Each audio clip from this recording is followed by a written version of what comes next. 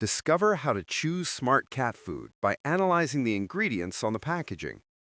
If you are wondering which dry food brand is good for your cat, is the money you spend worth the quality of the food, and is the more expensive the better as you think? Today, I will guide you on how to read and understand the nutritional ingredients table on the food package, through which you will choose the best food for your cat within your financial capacity, and will also help you answer the question of whether all manufacturers are honest with their packaging, or is this just a marketing trick to get people to buy more of their products?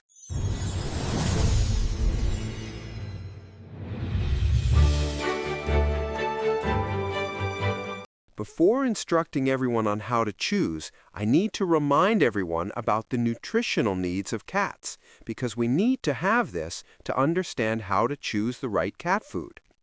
Cats are absolute carnivores. This must be kept in mind. The protein requirement of cats is from 55 to 60%, and the fat requirement is from 20 to 25% of the diet. So if you want your cat to be healthy and have adequate nutrition, your task is to find a dry food that provides nutrition as close to this number as possible. But alas, in this world, there is no type of cat food that provides 60% protein and 25% fat. There is no such thing. Any type of food with protein over 40% is very difficult to find, and the price is also high. And there is another truth. Even if the protein is announced as 35 to 40% or even 45%, it is not entirely animal protein. The protein in the packaging that is announced will have three components. One is animal protein, two is vegetable protein, and three is industrial protein, or also known as fake protein, so that the manufacturer can still announce on the packaging that it is high in protein, but it has a cheap price for the buyer. To get more people to buy dry food from that manufacturer, they will have to do a trick of reducing animal protein, increasing plant protein, some even add fake protein, industrial protein, so that a beautiful packaging with many beautiful foods on it looks very much like a high-class food, and the protein content is sky-high, but it is not necessarily really good.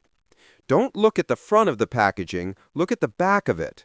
The nutritional ingredients and ingredients that make up the dry food, it will say it all.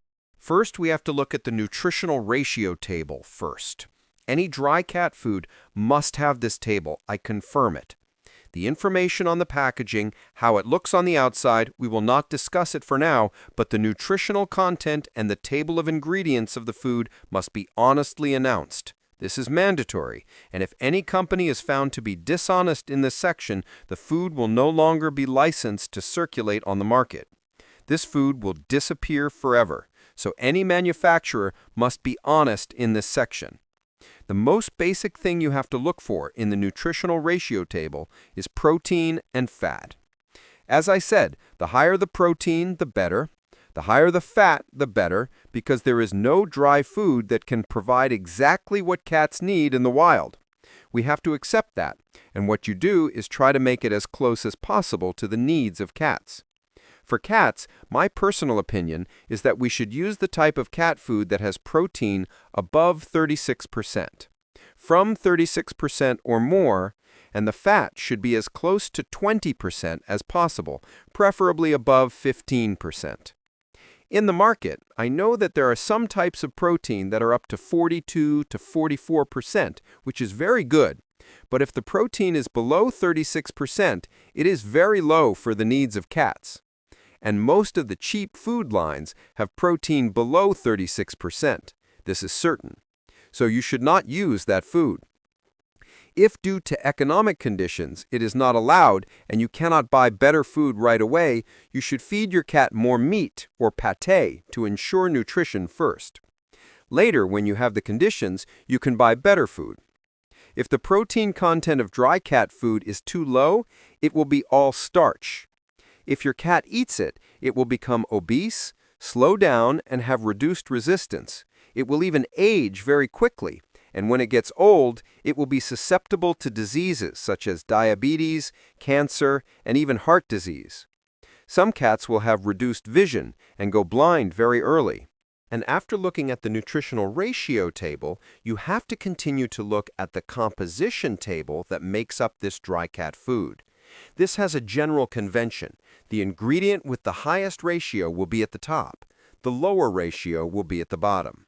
The ones with the least will be at the bottom. You should pay special attention to the first 3 ingredients. I have to emphasize the first 3 ingredients because these 3 ingredients account for 80 to 90% of the raw materials used to produce the food. The remaining part will account for about 20%. Cats are absolute carnivores, right? I just said that. If the first 3 ingredients are all plants, you should not choose that food. When you see this, you will understand why the protein content of these 2 products on the market is clearly announced to be the same, but one type is very expensive, while this one has the same protein content but is so cheap. And there are many brands of dry cat food that are expensive, but the ingredients are not really worth the price. I hope that through this video you will have a few more skills to be a smart buyer choosing good products. Ultimately, the goal is to keep your cat healthy. Watching this far, everyone has the basic technique to be able to compare dry cat food lines. And with this technique, in the same price segment, we will know how to find the best type of food for our cat. And it's not like when buying dry cat food, we only look at the packaging or listen to the advertisement, but we also have the basic knowledge to make a decision to buy or not to buy. And if you find this video useful, you can like the video and subscribe to the channel to support me in making new videos. And see you in the next video. Thank you for visiting. We'll see you next time. Oh!